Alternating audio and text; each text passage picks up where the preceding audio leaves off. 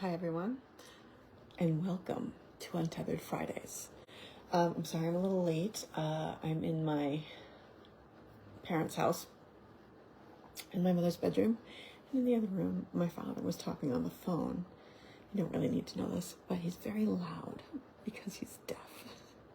So I wanted to wait until I had, a bit more peace.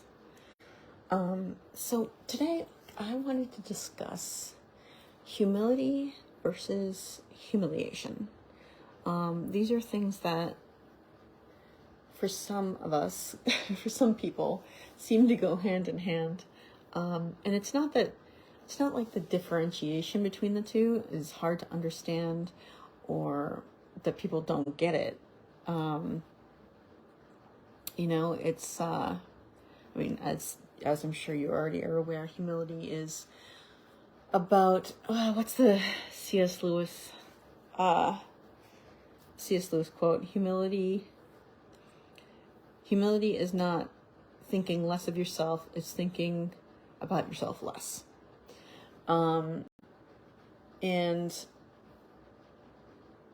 They both have the same root, which comes from the Latin,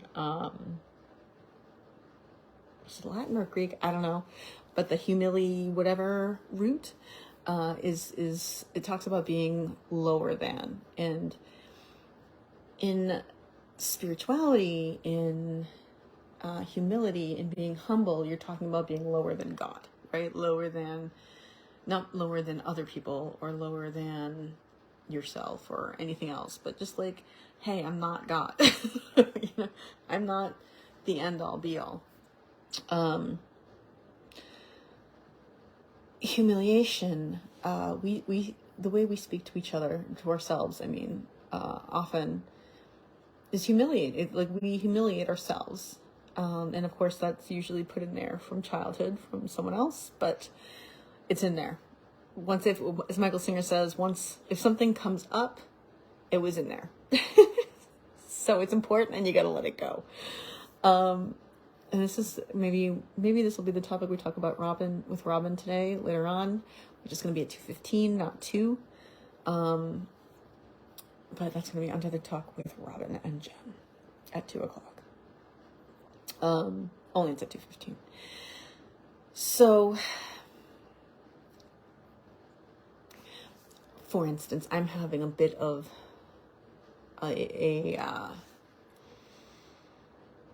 a bit of a thing because I want to allow this situation that I'm in to teach me humility, which is honestly, it's about ego, right? It's very much about ego. And sorry, there's like 30 bazillion thoughts in my head that are kind of spinning through and I'm trying to stay on topic. It's about humility, and humility is about ego, but it's not about beating your ego up. It's about recognizing that,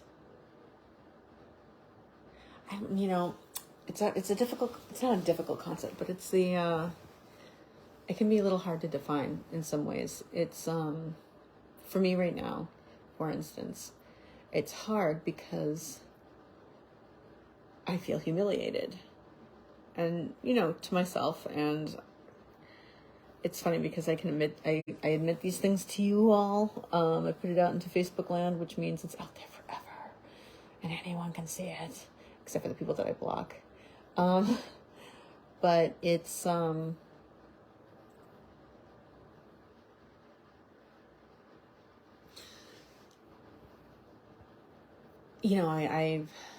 often been back to my parents. I, as an adult, have had a difficult time providing for myself. And that is a huge deal in the society. And in most societies, let's be honest.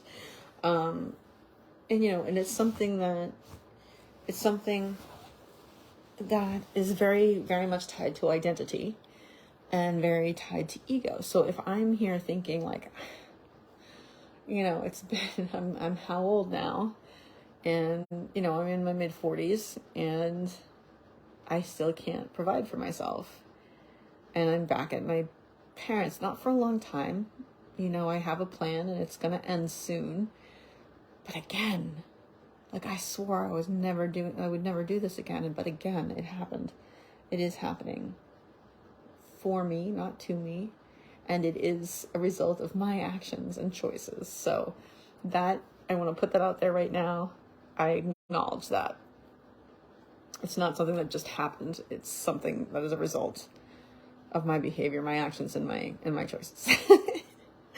But it wasn't intentional for me to end up here. Like I really thought I wouldn't come back here again. And by here I mean, like my parents or back, to when they owned, this is driving me a little nuts. When my parents still owned our childhood house, I would go back there and it was much easier because I had my own room. But it's good that that's not the case because I'm uncomfortable enough here without my own space that it's going to kick me in the ass and keep me motivated to get out rather than getting comfortable the way I might if I had my own room in my own office. So that is a good thing. But it also lends to the feelings of humiliation that I am experiencing. And again, like I was talking about last night, I am working on feeling those feelings. And another thing about feeling your feelings is there's this idea of dropping behind them and observing them. But at the same time, I talked several weeks ago about being mindful and staying in the moment. And the way I am finding my way into that is by experiencing sensations, physical sensations, even like right now, like feelings of my legs and my pants, and the feeling of this material in my arms, like all over my body. I'm enjoying that. So I am consciously making the effort to be aware of the joy of even just like feeling the proprioception in my hands, right? Like, ooh, that feels good to move my hands. And I was thinking yesterday and this morning that too can apply to emotions. So as long as we're not getting lost in them, we're being aware of them the way I'm aware of, oh, that feels nice. But it's not me. It's not what I'm identifying with. The similar thing can be done with emotions. So rather than fight or just like relax and release, work on relaxing and releasing and watching, which in some ways, at least when I'm doing it, is a little almost intolerable because I just keep feeling sucked back into it. But I'm thinking maybe if I can make the effort to feel it and enjoy it, which I think is the same thing, just me thinking about it in a different way. Even if it's humiliation or feeling humbled by an event, that's something you can enjoy because it's still a feeling. Anyway, let's put that over there. That was kind of a digression. Really, it's the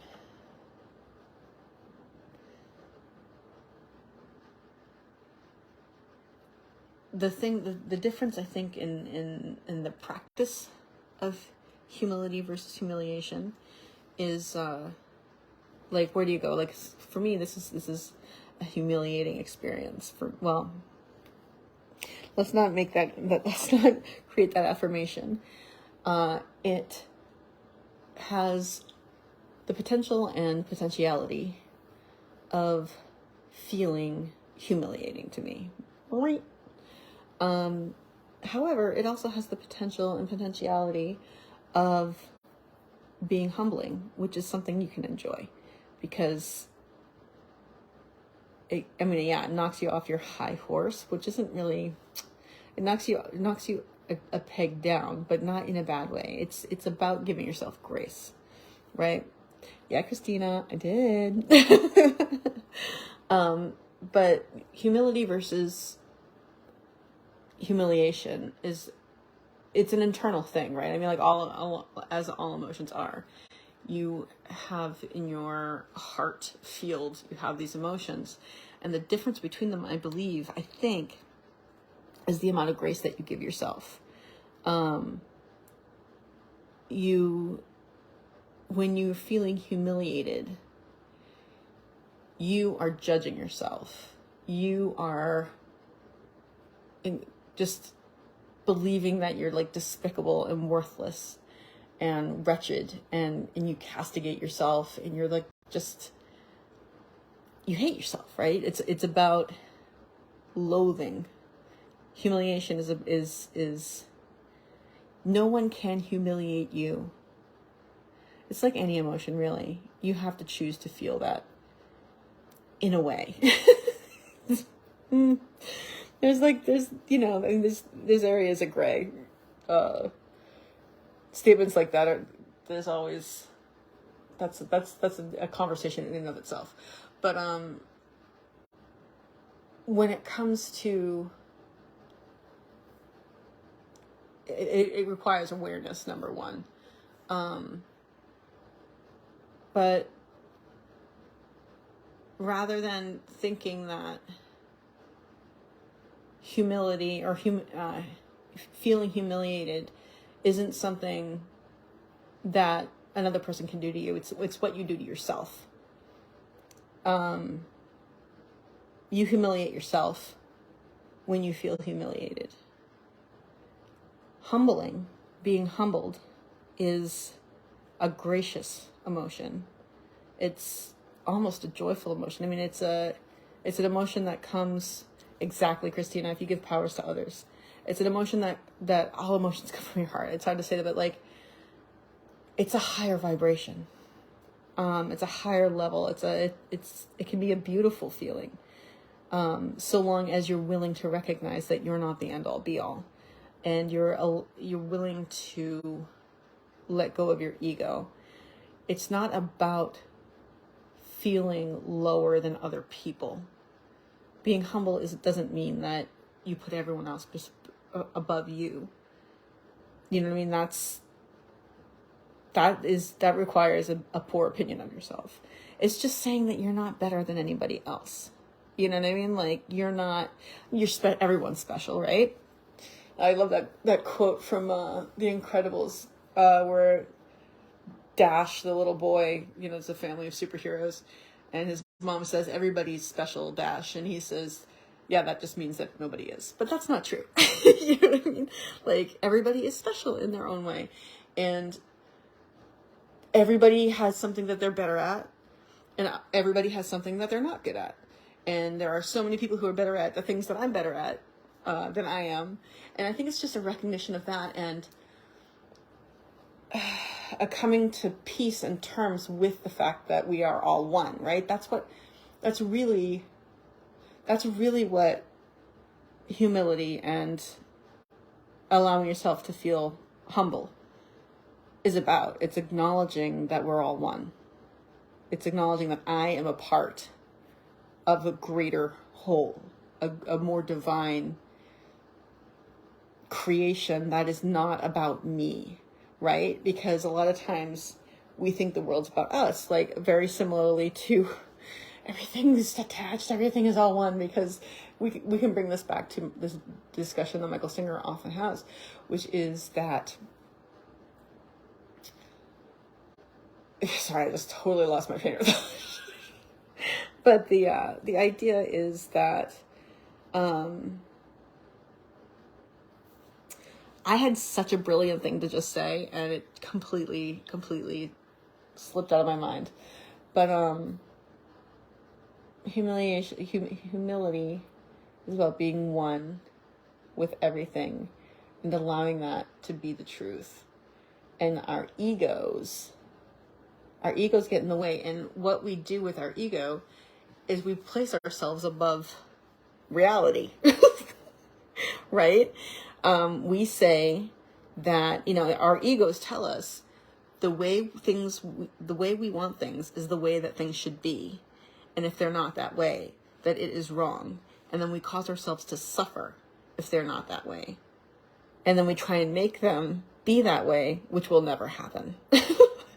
Right? So it comes back to that. Humility is acknowledging that you are a part of this cog. Not a cog. You're part of this reality. You're part of this creation. No better, no worse than anybody else. And sorry, people are texting me, and it gets me distracted when I do these things. No better or worse than anybody else. And if so, this is gonna help me here. So if everything on the outside has to be the way I want it to be on the inside, I'm never gonna be happy, and that is true for everybody in life. So humility can be looked at as acknowledging that and coming back to the self and saying, this is reality. And, it's not mine. It's not, the world isn't the world according to Jen. It's the world, it's the universe according to the universe. Reality is reality, and there's not much I can do to change it. I mean, there are a few things within my own life that I can do to influence what's going on. But on the whole, it's important to recognize that we are a infinitesimal part of the greater whole. But because we are part of this greater whole, we ourselves are great. God, I'm deep. Anyway, that's my thought for this Untethered Fridays. I'll leave you with that to marinate in. And I hope you guys found it useful.